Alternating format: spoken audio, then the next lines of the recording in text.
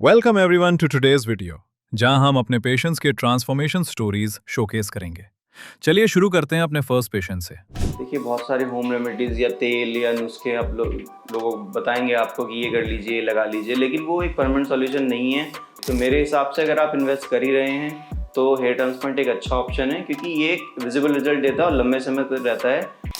मुझे बहुत ही अच्छा फील होता है, क्योंकि अब मैं सोशल गैदरिंग में जा सकता हूँ, पार्टीज़ में जा सकता हूँ। और नमस्कार दोस्तों, मेरा नाम है अभिनय कुमार कोठारी। मैं बिलोंग करता हूँ हरिद्वार से और मेरी एज है 35 अभी। और मेरा ट्रीटमेंट हुआ है दिसंबर में लास्ट ईयर। सो ये मेरी 6 PRP है। और जब से मैंने ट्रांसप्लांट कराया है उसके बाद से काफ़ी चेंजेस मैंने महसूस किए। मेरे जो ऑफिस में लोग हैं वो भी नोटिसेबल है, वो देखते हैं और बोलते हैं कि बहुत ज़्यादा ड्रास्टिकल चेंजेस है और मतलब बहुत ही पॉजिटिव है वो। और वो ये भी कहते हैं कि कहीं आपने वेट लूज़ किया है या कुछ थेरेपी ली है, क्या करा है। तो काफ़ी लोगों को मैं बता देता हूँ, बट कभी कभी मुझे सीक्रेट भी रखना पड़ता है चीज़ों को। बट ये बहुत ही अच्छा एक्सपीरियंस है। वैसे तो कोई नोटिस इतना नहीं करता, मतलब सीधे नहीं बोलता है, लेकिन मेरे एक बहुत सीनियर हैं, उन्होंने मुझे बोला कि आपने कुछ तो कराया है, मतलब बहुत ज़्यादा अच्छा रिजल्ट है और दिखने में भी अच्छा लुक आ रहा है। तो उन्होंने डायरेक्टली पूछा कि आपने ग्राफ्टिंग कराई है। फिर मैंने उनके सामने एग्री किया, क्योंकि बहुत सीनियर है, तो मैंने उन्हें बताया, क्योंकि उन्हें भी ज़रूरत है, हो सकता है वो भी कंसल्ट करें। मुझे बहुत ही अच्छा फील होता है, क्योंकि अब मैं सोशल गैदरिंग में जा सकता हूँ, पार्टीज़ में जा सकता हूँ और फैमिली फंक्शंस में भी जा सकता हूँ। मुझे कभी बिल्कुल भी ऐसा एक नेगेटिवली मतलब वो नहीं फील होता कि एक डिमोरलाइजेशन नहीं होता, डिमोटिवेशन नहीं होता। अब अच्छा फील होता है, लोग देख के भी बोलते हैं कि आपने बहुत ही अपने ऊपर काम किया है, अपना वेट भी लूज़ किया है, साथ साथ ये हेयर गेन और ये बहुत ही मतलब अच्छा लुक आ रहा है। तो ये बहुत ही पॉजिटिव और बढ़िया एक्सपीरियंस है। देखिए, क्या है कि मैंने काफ़ी स्टडी किया कि हेयर जब गिरते हैं तो स्टेजेस आती हैं, स्टेज 1, 2, 3, 4, 5। तो मैंने कहीं ना कहीं नोटिस किया कि मेरा कुछ स्टेज 4 या 5 है, जो कि एक रिवर्सिबल नहीं था। मतलब मिनॉक्सिडिल या कुछ भी आप यूज़ कर लो, रिवर्सिबल मुश्किल ही है। मैंने बहुत सारी थेरेपीज़ भी यूज़ की। उसके बाद मैंने फिर केस स्टडी देखी और मैं यूट्यूब पे बहुत सारी वीडियोस देखी जो QHT की थी, जो अच्छे अच्छे सेलिब्रिटीज़ से थी और बहुत सारे लोगों से, कॉमन लोगों से भी थी, जो मुझे अच्छा लगा देख के और लगा कि ये एक पॉजिटिव डिसीजन रहेगा, इसलिए मैंने फिर हेयर ट्रांसप्लांट का ही डिसीजन लिया। देखिए, एक अल्टरनेट ट्रीटमेंट होता है विग या पैचेस लगाना, लेकिन मेरे एक रिलेटिव हैं, उन्होंने ये यूज़ किया था तो उनको स्कैल्प पे एलर्जी हो गई और वो सिर्फ 2 साल या 1.5 साल यूज़ कर पाए। उसके बाद उनको हटाना पड़ा, क्योंकि डॉक्टर ने बोला अगर आप रेगुलर यूज़ करोगे तो ये आपके लिए बहुत ज़्यादा कंटेजियस हो जाएगा और प्रॉब्लम हो सकती है, एलर्जीज बढ़ सकती हैं। तो ये एक मतलब परमानेंट ट्रीटमेंट नहीं है विग और पैचेस, और मेरे हिसाब से वो ज़्यादा सक्सेसफुल भी नहीं है। देखिए, बहुत सारे होम रेमेडीज़ या तेल या नुस्खे आप लोग बताएंगे आपको कि ये कर लीजिए, लगा लीजिए, लेकिन वो एक परमानेंट सॉल्यूशन नहीं है। प्लस वो टाइम कंज्यूमिंग भी है और साथ साथ आपके पैसे भी जाते ही रहेंगे और विजिबल रिजल्ट्स नहीं मिलने वाले। तो मेरे हिसाब से अगर आप इन्वेस्ट कर ही रहे हैं तो हेयर ट्रांसप्लांट एक अच्छा ऑप्शन है, क्योंकि ये एक विजिबल रिजल्ट देता है और लंबे समय तक रहता है, बशर्ते आप प्रॉपर डॉक्टर की सलाह मानें, दवाई लें, PRPs को प्रॉपरली जाके अटेंड करें और डॉक्टर से कंसल्ट करते रहें, खाने के लिए भी, हर चीज़ के लिए भी। तो मेरा मानना ये है, अगर किसी को एक परमानेंट सॉल्यूशन चाहिए तो हेयर ट्रांसप्लांट इज़ गुड।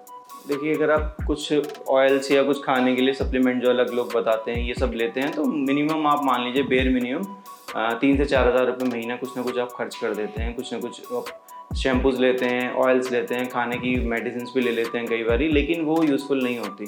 तो अगर आप देखें तो ईयरली के हिसाब से आप अगर 3,000 रुपये महीना भी खर्च कर रहे हैं तो 36,000 बन जाता है, और वो आप 1 साल 1.5 साल करने के बाद थक जाएंगे। लेकिन अगर आप हेयर ट्रांसप्लांट करते हैं तो यहाँ बहुत सारे ऑप्शन हैं इनके पास अलग अलग, और ये काफ़ी एक बजट भी कह सकता हूँ मैं, और ये फाइनेंस फैसिलिटी भी प्रोवाइड करते हैं, जो कि बहुत अच्छा है सैलरीड पर्सन के लिए स्पेशली। ग्रेजुएशन में मेरे अच्छे हेयर्स थे और पढ़ाई के दौरान भी ठीक थे, अच्छे थे। फिर जब मैंने जॉब स्टार्ट किया 2015 में, उसके बाद में मेरे को काफ़ी सीवियर फीवर हुआ और मेरे को टाइफाइड भी हुआ। उसके बाद से बाल टूटने लगे धीरे धीरे। मुझे लगा शायद ये एक नॉर्मल पैटर्न है, शायद धीरे धीरे ठीक हो जाएगा। मैंने ट्राई किया, रेमेडीज़ ली, लेकिन वो ठीक नहीं हुआ। और अगर मैं फैमिली की तरफ जाऊँ तो मेरे पापा के अच्छे हेयर्स थे, बस एक मेरे ताऊ जी हैं, तो वो उनका थोड़ा बॉल्ड स्कैल्प, शायद हो सकता है वहाँ से कुछ हेरिडिकल पैटर्न आ गए हो, मैं नहीं कह सकता। फैमिली में कई बार वो कन्वे हो जाता है, लेकिन मेन रीज़न यही रहा क्योंकि मैं बीमार पड़ा था। उसके बाद से टूटने लगे बाल, वो ठीक नहीं हुए। मैंने अपना पूरा हेड शेव भी कराया, शेविंग कराया, लेकिन उससे भी कुछ फ़र्क नहीं पड़ा। तो फिर मैंने देखा कि रेमेडीज़ इस्तेमाल करते हैं, लेकिन वो भी क्या करता था कि उससे डैंड्रफ हो जाता था, और कई बार रिजल्ट विजिबल होते ही नहीं थे, या लॉन्ग टर्म तक आप यूज़ कर रहे हो लेकिन दवाई इस्तेमाल हो ही नहीं रही है, कुछ कारगर नहीं है या फिर वो रिजल्ट्स नहीं दिखा रही है। तो फिर मैंने सोचा कि कुछ और ट्रीटमेंट देखना चाहिए, जो कि ये हेयर ट्रांसप्लांट। तो देखिए, मेरी सर्जरी दिसंबर में हुई थी, और अगर हम काउंट करें तो ऑलमोस्ट 8 मंथ्स हो चुके हैं, लगभग 7 to 8 मंथ्स हो चुके हैं। और मेरा एक्सपीरियंस बहुत ही अच्छा रहा है। रेगुलरली मैंने देखा है कि काफ़ी इम्प्रूवमेंट है। और शुरू में क्या होता है कि हेयर्स आपको दिखते हैं कि काफ़ी कर्ली टाइप से हो रहे हैं, लेकिन आपके पैटर्न पे भी डिपेंड करता है और आपके हेयर पैटर्न पे भी डिपेंड करता है। जिस तरह के आपके हेयर्स हैं वैसे ही आने वाले हैं। लेकिन एक बात है कि ये जो हेयर्स आते हैं काफ़ी स्ट्रॉन्ग है पहले से, और आप उसको कॉम कर सकते हैं। आप अच्छा फील कर सकते हैं कि पहले जो हम नहीं कर पा रहे थे, स्टाइलिंग कर सकते हैं, कॉम कर सकते हैं। और बस ये है कि आपको ध्यान रखना है, जो आप सर में अप्लाई कर रहे हैं वो आप डॉक्टर से पूछ के कर रहे हैं, मेडिसिन प्रॉपर तरीके से खा रहे हैं, कुछ भी अलग से आपको नहीं करना है। और हो सकता है, जितना हो सकता है कि डर्ट में जाने से बचना है, रेगुलर सनलाइट में नहीं खड़ा होना है, क्योंकि ये देखिए ये एक ट्रीटमेंट है, उसको प्रॉपर तरीके से कंटिन्यू रखने के लिए आपको कुछ प्रिकॉशंस लेनी ज़रूरी है। और ओवरऑल रिज़ल्ट मेरा बहुत ही बढ़िया है, मतलब एक्सपीरियंस क्या है तो बहुत ही अच्छा है। सो ये आप देख सकते हैं, ये सारे हेयर्स अभी, जो पहले मैं इस तरह से नहीं कर पाता था और डर भी लगता था, हाथ जैसे हाथ लगाते तो बाल हाथ में आ जाते थे, लेकिन अब ऐसा नहीं है क्योंकि काफ़ी हार्ड है। और इस तरह से स्टाइलिंग भी मैं कर सकता हूँ किसी भी तरह से, इस तरफ भी इस तरफ भी। ऐसा नहीं है कि ये फिक्स हो गए एक तरह से और कभी आप कुछ कर नहीं सकते, स्टाइलिंग कर सकते हैं, लेकिन कुछ अप्लाई करने से पहले आप प्लीज़ कंसल्ट करें डॉक्टर से।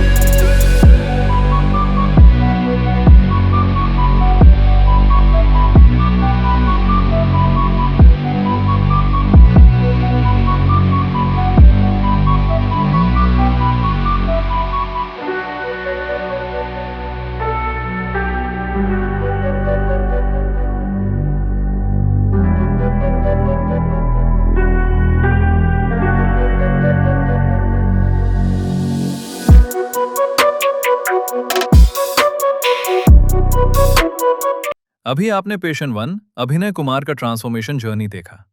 अब चलते हैं अपने नेक्स्ट पेशेंट डॉक्टर प्रदीप की तरफ। चलिए उनका एक्सपीरियंस थोड़ा और क्लोजली देखते हैं। पहले दिन जो स्लिटिंग वगैरह बनाए, बाद में सेकेंड डे और थर्ड डे मेरा जो भी ट्रांसप्लांटेशन वो कंप्लीट हो गया। स्टाफ के बारे में बताए तो स्टाफ वेल स्किल्ड है और हाईली क्वालिफाइड है। हॉस्पिटल के बारे में हाइजीन अच्छी तरह से मेंटेन की है, सब कोऑपरेटिव है। हेलो एवरीवन, मेरा नाम है प्रदीप, मैं कर्नाटक बेलगाम से आया हूँ। मैं आज क्यूएसटी क्लिनिक हेयर ट्रांसप्लांट के लिए आया हूँ।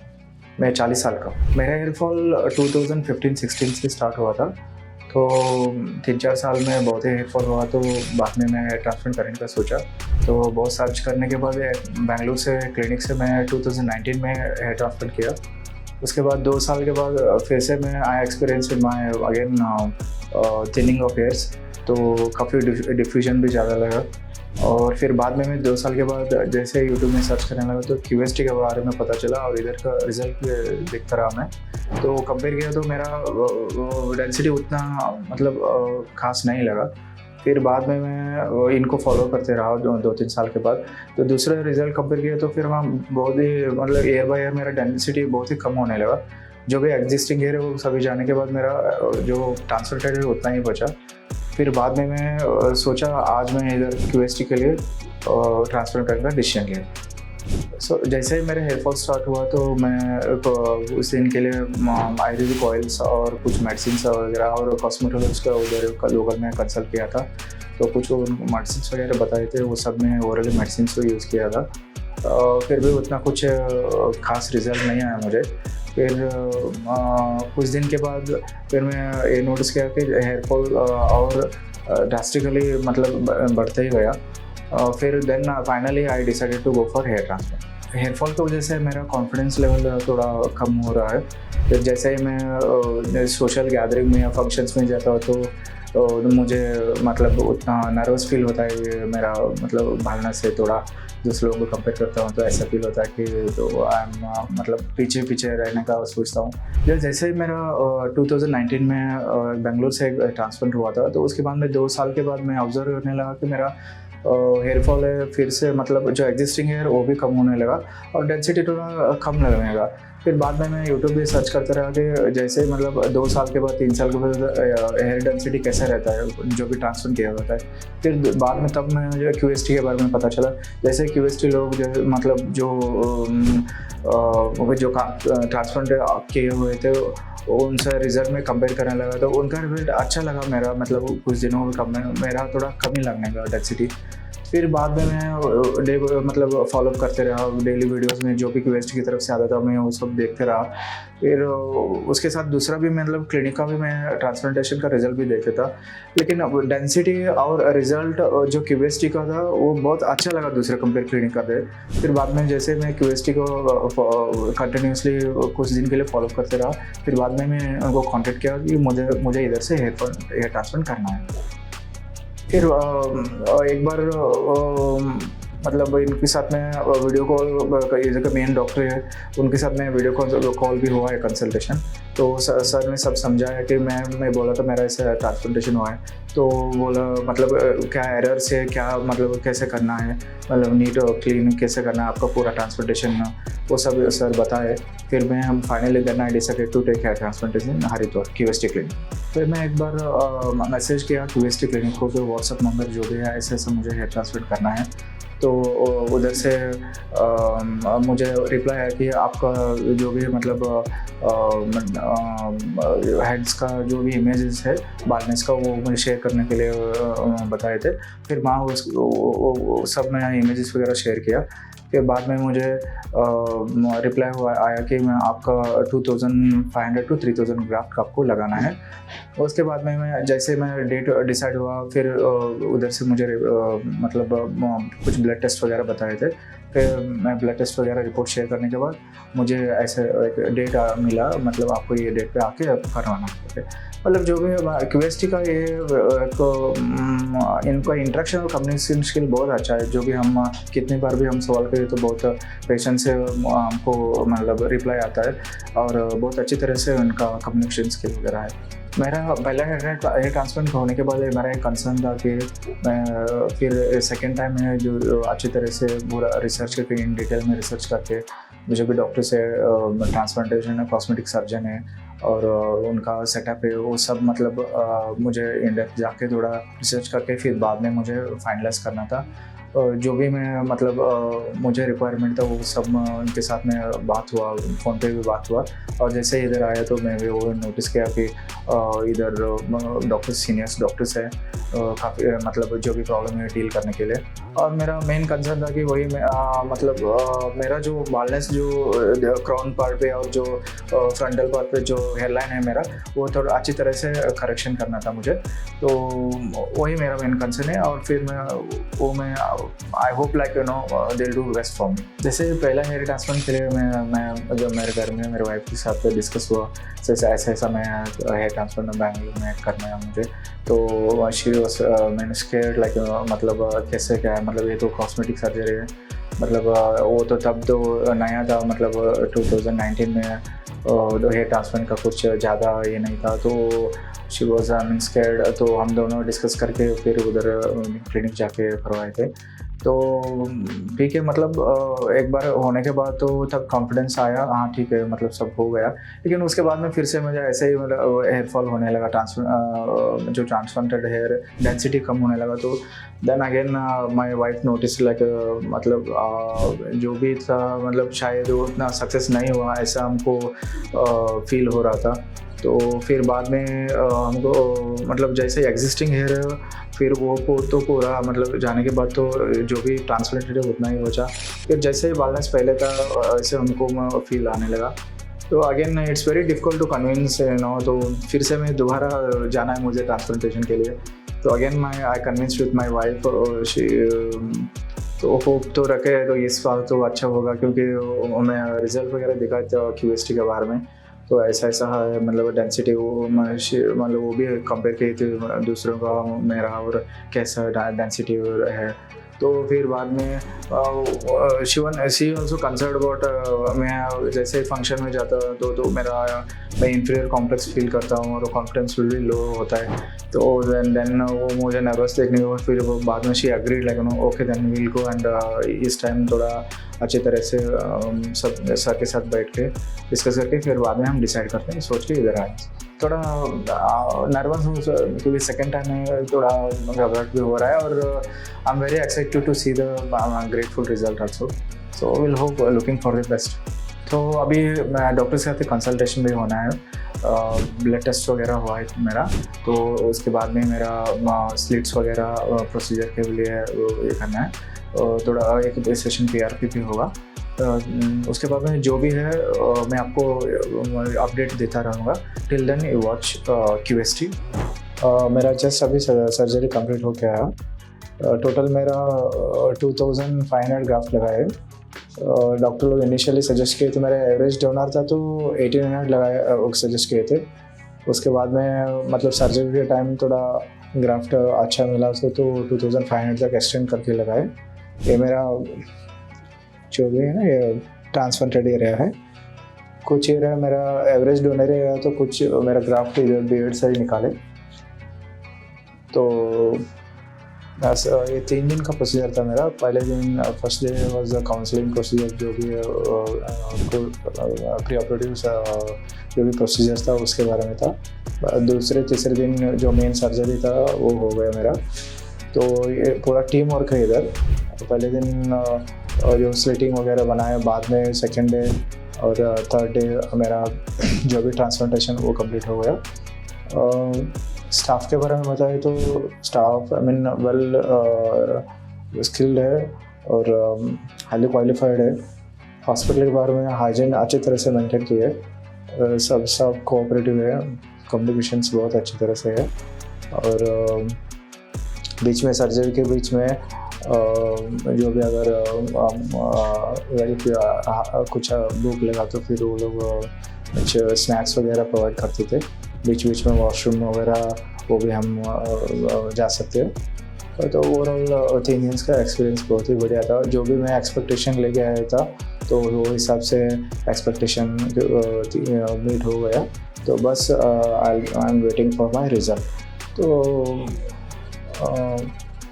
ओवरऑल आई मीन बस बढ़िया है। जो भी अगर ट्रांसप्लांटेशन करना चाहते हो तो they can once visit the QST clinic, and thanks for QST, their doctors and their teamwork. They are bringing smiles on the and happiness on the faces of the people.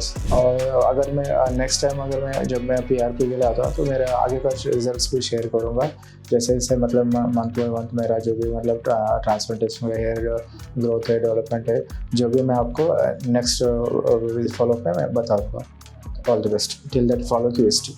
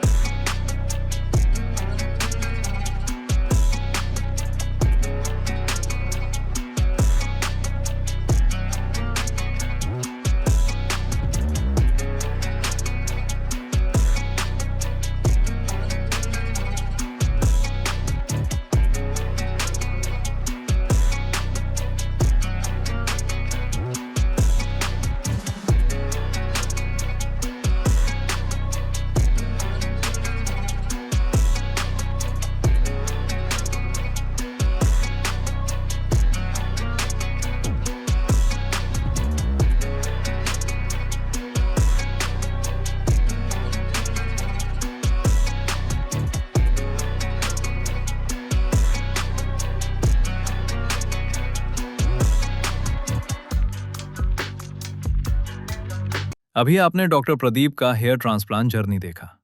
Finally मिलते हैं अपने last patient Mayank से और उनका hair transformation journey देखते हैं। उससे पहले ये सब था कि लोग बाग भी बोलते थे कि गंजा हो गया है, ये सब हो गया है, बट आफ्टर हेयर ट्रांसप्लांट आज वो ही लोग कहते हैं कि ये तो अब स्मार्ट हो गया है। इनविटेशंस अटेंड करने लगा हूँ, पार्टीज एंड ऑल। पहले जो मेरे को हिचक होती थी, एक ऑकवर्डनेस होती थी, वो सब मैं अभी फेस कर रहा हूँ। मतलब अचीव ही हो गई हैं एक तरीके से, रिजल्ट अचीव होने के बाद। तो अब कोई ऑकवर्डनेस नहीं होती, ईजिली मैं कहीं आ जा सकता हूँ। मैंने अपने लिए भी सुना था एक भैया से बोलते हुए कि in a long term you can suffer from the cancer. नहीं बोलना चाहिए, पर उन्होंने ऐसी बात बोली थी। डर भी लगता है कि ऐसा हो जाएगा तो क्या होगा। मेरा नाम मयंक अग्रवाल है और मैं गाजियाबाद से बिलोंग करता हूँ और अराउंड मेरी एज 28 ईयर्स ओल्ड है। एंड मेरा ट्रांसप्लांट हुआ है जून 2022 में।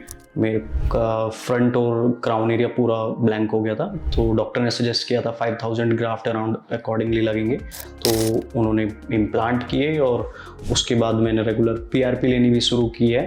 तो फर्स्ट पहले कॉम्प्लीमेंट्री थी और अब वो पेड चल रही है। तो रेगुलरली मैं QST क्लिनिक पे आकर ले ही रहा हूँ वो बालों की मेंटेनेंस के लिए, और उसके साथ साथ मेडिसिन भी रेगुलर चल ही रही हैं सब चीज़ें।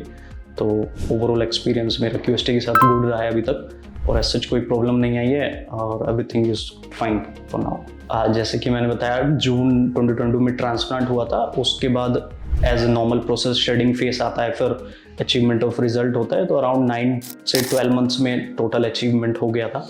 2 साल के अंदर मैंने ये ऑब्जर्व करा है कि मैं कहीं आने जाने लगा हूँ, इन्विटेशंस अटेंड करने लगा हूँ, पार्टीज एंड ऑल। पहले जो मेरे को हिचक होती थी, एक ऑकवर्डनेस होती थी, वो सब मैं अभी फेस कर रहा हूँ। मतलब अचीव ही हो गई हैं एक तरीके से, रिजल्ट अचीव होने के बाद। तो अब कोई ऑकवर्डनेस नहीं होती, ईजिली मैं कहीं आ जा सकता हूँ। तो 2 साल की ग्रोथ में मेंटेनेंस तो ज़रूरी है रखने के लिए, तो उसके लिए मैं मेडिकेशन प्रॉपर यूज़ ही कर रहा हूँ बालों के लिए। और ऑयलिंग भी वंस इन अ वीक भी चल ही रही है। साथ के साथ मेडिकेशन भी कंटिन्यू है एज सजेस्टेड बाय डॉक्टर।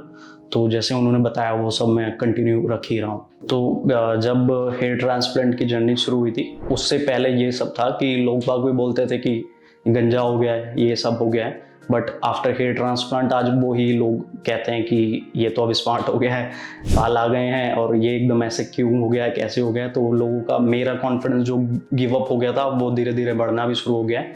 और एज सच कहीं आने जाने में एक प्रॉब्लम नहीं होती। जो पहले लोग बाग देख कर मुझे खुद की कॉन्फिडेंस जो मेरा लो हो गया था, तो अब वो धीरे धीरे बिल्डअप भी हो गया है 2 साल की जर्नी में। अब एज सच कोई फीलिंग नहीं आती है कि मुझे यहाँ नहीं जाना है। अब फीलिंग आती है कि ठीक है, नॉर्मल है, अब तो कुछ इशू ही नहीं है, मतलब ये सब फील करने में। और जो है अब वो सबके सामने है और रिजल्ट भी मेरे पास है, अब तो कोई इशू ही नहीं है। तो अभी एज सच कॉन्फिडेंस में इतना बिल्डअप आ गया है कि कोई हिचक नहीं होती, सब कुछ गेन हो गया है एक तरीके से। और एक मैंने कोटेशन पढ़ी थी कि 90% of your personality depends on your hair. तो आज वो फील होती है कि हाँ, ये कोटेशन भी सच है। जो भी ट्रांसप्लांट कराने के लिए सोचता है, फर्स्ट ऑफ ऑल वो डिपेंड ही उस पर करता है कि मेरे को रिजल्ट कैसा आएगा। और एज सच आज की तारीख में मार्केट में इतनी दुकानें हैं हेयर ट्रांसप्लांट की कि किसी पे ट्रस्ट करना भी बहुत मुश्किल है। तो उसी सब को देखते हुए जब मैंने अपना डिसीज़न लिया कि मैं QST के साथ जाता हूँ, तो मैंने उनके प्रीवियस रिजल्ट देखे on YouTube and other advertisement medium. तो मुझे ट्रस्ट बिल्डअप हुआ धीरे धीरे कि क्योंकि ये जर्नी ना ही एक डिसीज़न लिया जाता है एकदम, क्योंकि लाइफ टाइम डिसीजन है। अगर कुछ ख़राब हुआ तो सब कुछ ही ख़राब हो जाएगा, कोई चांस ही नहीं बचेगा ठीक होने का। तो उन सब को ध्यान में रखते हुए मैंने डिसीज़न बनाया कि QST के साथ जाते हैं, क्योंकि उनके रिजल्ट्स, प्रीवियस पास्ट एक्सपीरियंस और उनके 2 इयर्स रिजल्ट बहुत ही अच्छे थे उनके पेशेंट के साथ। तो उसी को देखते हुए मैंने सोचा था कि QST को डिसाइड करते हैं। फर्दर मैंने कंसल्टेशन ली, इवन मैं एक बार विजिट भी किया बिफोर ट्रांसप्लांटेशन। तो वो सब होने के बाद फिर मन में ये आया कि मेरा रिज़ल्ट कैसा आएगा। तो बट क्या करें, डिसीज़न तो बनाना था, पर एक्सपेक्टेशंस के साथ ही धीरे धीरे ग्रो अप हुआ रिज़ल्ट भी। शेडिंग फेस में लगता है कि डर और बढ़ जाता है कि अब कैसा रिजल्ट आएगा, क्योंकि ये तो अनएक्सपेक्टेड होता है कि किसी की शेडिंग 40% होती है, किसी की 80% तक हो जाती है। तो उस सब को ध्यान में रखते हुए बट पेशेंस बनाए रखना पड़ता है कि वो रिजल्ट सभी का आता है, क्योंकि डॉक्टर अच्छे हैं तो रिजल्ट भी अच्छा होगा। क्लिनिक अच्छे हैं तो रिजल्ट और ज़्यादा अच्छा होगा, बट मेडिकेशन पे ध्यान दो जैसा डॉक्टर एडवाइस करते हैं, और पीआरपी कंटिन्यूस में रखेंगे तो ऑलवेज रिजल्ट अच्छा ही आता है, और डॉक्टर पे भरोसा है और अपने ऊपर होना चाहिए, रिजल्ट तो अच्छा आएगा ही। और जैसे कि सभी को पता है transplantation is a big decision, तो सभी डिसीजन लेने में हिचकते हैं कि क्या रिजल्ट आएगा, कैसा रिजल्ट आएगा, और कुछ मिथ्स भी हैं मार्केट में कि बहुत पेन होता है और ये वल्नरेबल है कि कुछ बीमारी हो जाएगी। मैंने अपने लिए भी सुना था एक भैया से बोलते हुए कि in a long term you can suffer from the cancer, नहीं बोलना चाहिए, पर उन्होंने ऐसी बात बोली थी, डर भी लगता है कि ऐसा हो जाएगा तो क्या होगा, बट मिथ्स कह सकते हैं, क्योंकि आफ्टर कंसल्टेशन विद डॉक्टर आप सेटिस्फेक्शन हो जाएंगे। और ये भी नहीं है कि आप सिर्फ एक ही क्लिनिक से कंसल्ट करें, आप मल्टीपल क्लिनिक से कंसल्टेशन करें, और आपको अगर नीड है कि मेरे को जाना ही है हेयर ट्रांसप्लांटेशन के लिए तो आप पहले सेटिस्फेक्शन लीजिए, क्योंकि किसी भी मोमेंट पे आपको ऐसा लग सकता है कि आपका रिजल्ट अच्छा नहीं आया है, तो अपने आप को सेटिस्फेक्शन पहले सेटिस्फाई करना ज़रूरी है। मल्टीपल क्लिनिक के साथ जाइए। आफ्टर दैट अगर आपको लग रहा है कि हाँ मुझे ये बेस्ट वन लग रहा है तो आप एडवाइस कीजिए। जैसे कि क्या हुआ था, मेरे पास एक पेशेंट का फ़ोन आया था कि आपका हेयर ट्रांसप्लांट हुआ है QSD से। मैंने हाँ बोला कि हाँ हुआ है, तो उसने मेरे से गाइडेंस ली कि आपको क्या क्या फेस हुआ, क्या हुआ, तो मैंने उसको बताया कि नॉर्मल प्रोसेस है, कोई पेन बियरेबल नहीं है, मतलब कि पेन होता है वो उस टाइम पे मेडिकेशन चल रही होती है तो पेन आराम से बियरेबल है, कोई इशू नहीं आता है। इन लॉन्ग टर्म कोई भी सेंसेशन नहीं रहती है, सच सब कुछ नॉर्मल हो जाता है over the period of time. तो डिसीजन डिपेंड्स अपॉन यू। मैंने उनको भी यही बोला था कि आपको सोचना है कि आपको कराना है अल्टीमेटली या नहीं, बिकॉज मिथ्स बहुत सारी हैं, अपने आप को ही भरोसा दिलाना पड़ेगा कि हाँ ऐसा सच नहीं होता है सब कुछ। जो बोल रहे हैं आप उनसे रिजल्ट कंसल्ट कीजिए कि आपका रिजल्ट कितने में आया था। मैं मानता हूँ मेरा रिजल्ट अराउंड 1 ईयर में कंप्लीट आ गया था। मैंने उस पेशेंट को भी यही बताया था कि हाँ ये सब कुछ नॉर्मल है, 1 साल की प्रॉब्लम है कि आपको दिखाई देना लगेगा कि सब कुछ नॉर्मल हो गया है।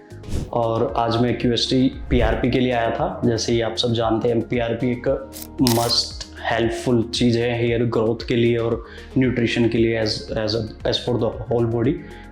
हेयर के लिए blood circulation is the must है as compare with the nutrition and other dieting. So PRP doctor suggest करते हैं विद इन 3 मंथ और 4 मंथ में हो जानी चाहिए, because it is a much awareness about the PRP, like ये must होती ही है, because as compare to dieting medication PRP much helpful है हेयर ग्रोथ के लिए और उनके न्यूट्रिशन के लिए, क्योंकि PRP लेने के बाद स्ट्रेंथ भी बढ़ जाती है और आपको एक महीने के अंदर ये भी दिखाई देगा कि आपकी वॉल्यूम भी इंक्रीज हो रही है। It must be helpful for taking the PRP। और जैसे कि मैं कंटिन्यूस QST के साथ तो आ ही रहा हूँ विद इन 3 मंथ 4 मंथ और 6 मंथ, तो अभी रिजल्ट आपके सामने ही है और इन फ्यूचर कुछ बेटर रिजल्ट होगा या कुछ कमी होगी तो मैं आपके साथ फिर से जुड़ूंगा QST के साथ। Thank you.